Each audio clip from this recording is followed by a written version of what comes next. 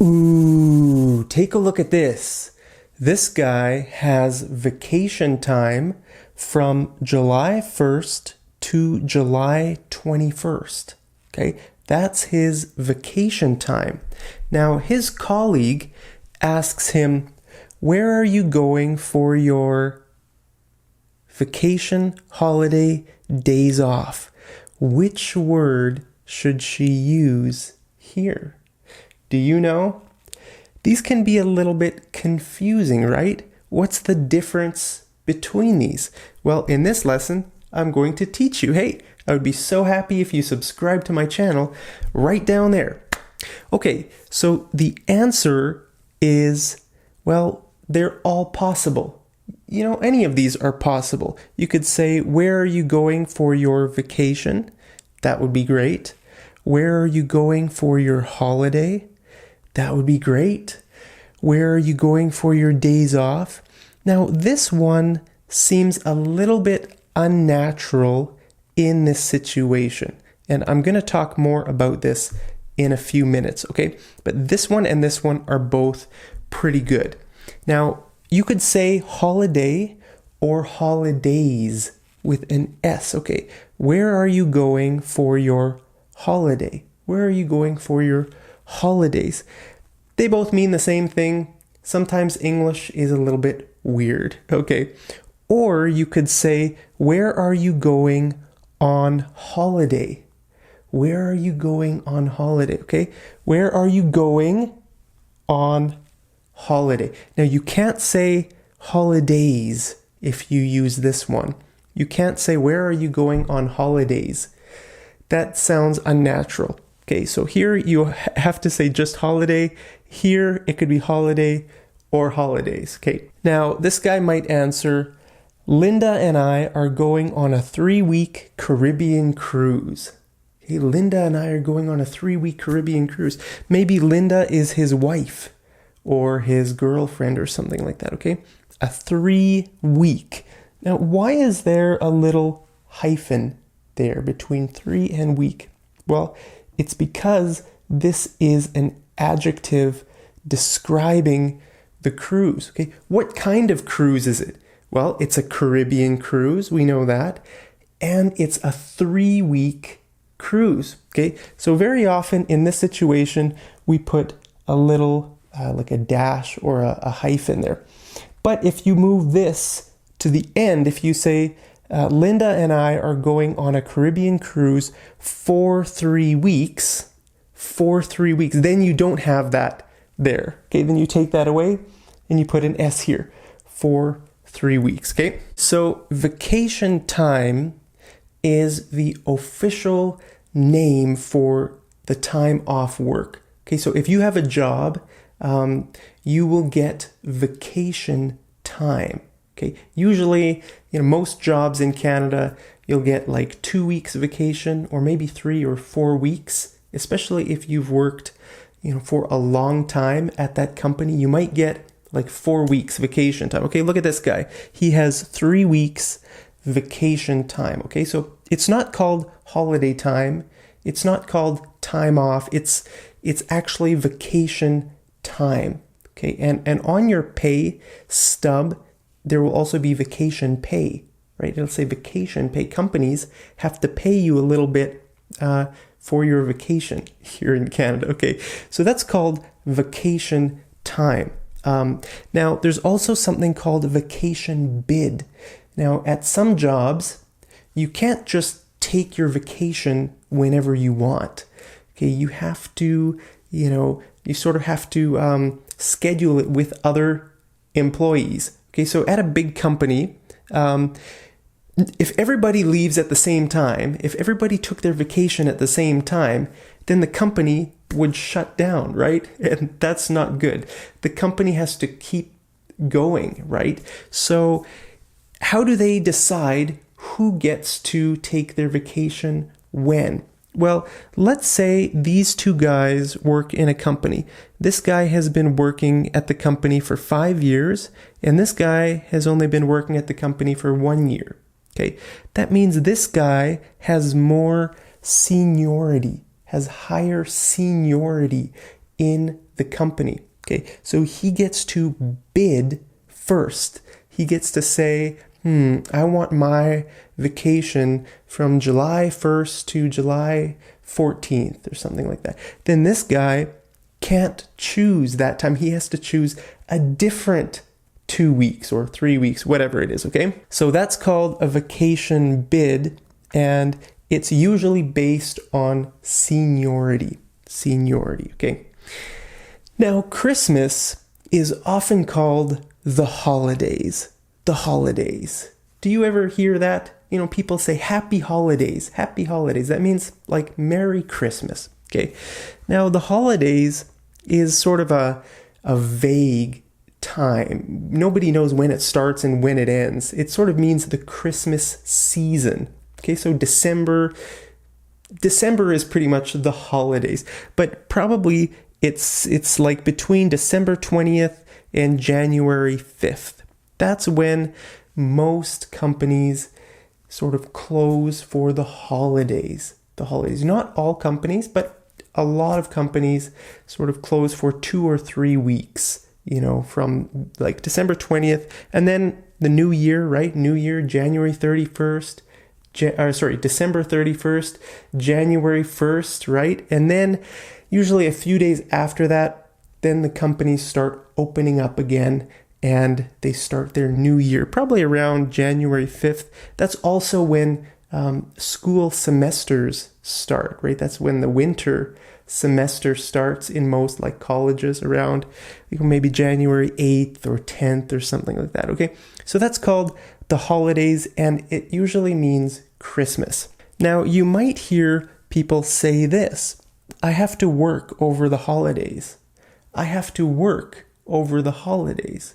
Okay, so the holidays means Christmas, and you know, a lot of people don't get holidays over that time, right? Like planes have to keep flying, you know, airline workers have to keep working maybe on Christmas Day, Christmas Eve, Boxing Day, right? It's a busy time for travelers and other companies like Walmart. You know, if you work at Walmart, you probably have to work on Christmas Day, okay?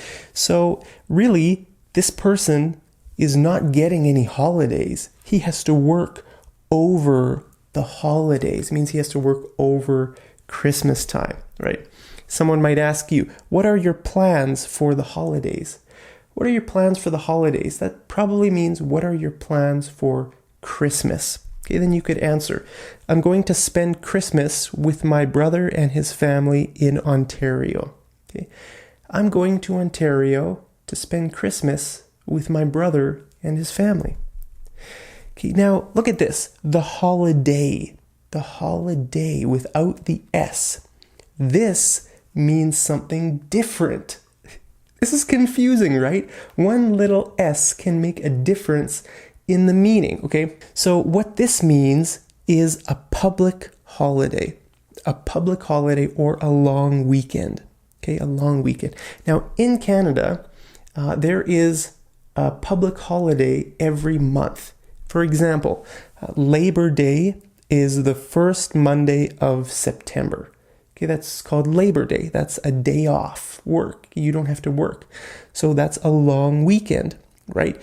You get Saturday, Sunday, and Monday off work. And Thanksgiving is the second Monday of October. Okay, so there's another long weekend. So every month in Canada has like a public holiday where you get, usually it's the Monday.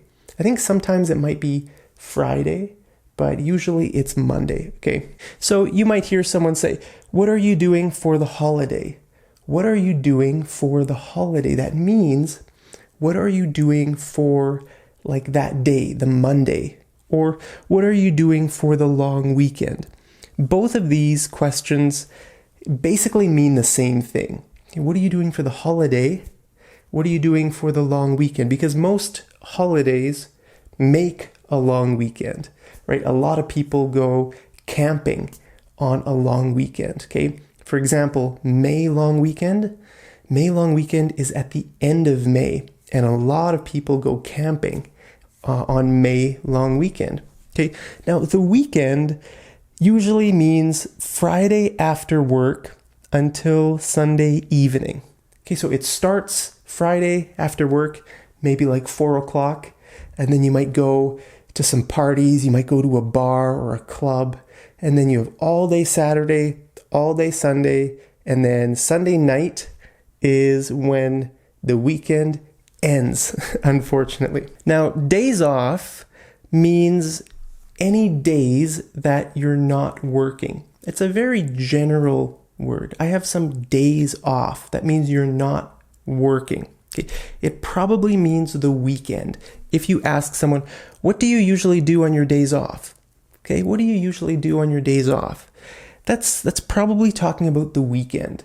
But not everybody has their days off on Saturday and Sunday, right? Some people might have like Monday and Tuesday off, or they might have a really strange schedule where they have like Tuesday off and Saturday off or something, right? So those are a person's days off. So if you ask someone, what do you do on your days off? You're just asking someone, basically, what do they do in their free time, their time off work? Okay.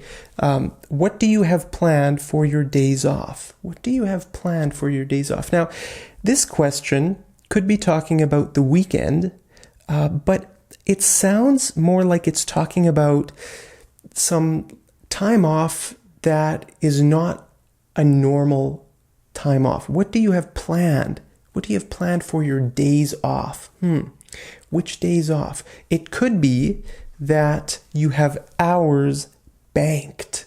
Hours banked. That means you've saved up hours by working overtime. So then you can take some time off, right? So let's say you have 15 hours banked. That means you have saved 15 hours by working extra. And now maybe you could take 2 days off, right? That would be great. Every company sort of has a different policy with this, but a lot of companies, have banking, have this sort of system, right? Where you can bank hours. It has nothing to do with a bank, like a money bank. It has nothing to do with that. It just means to save hours that you're going to use later.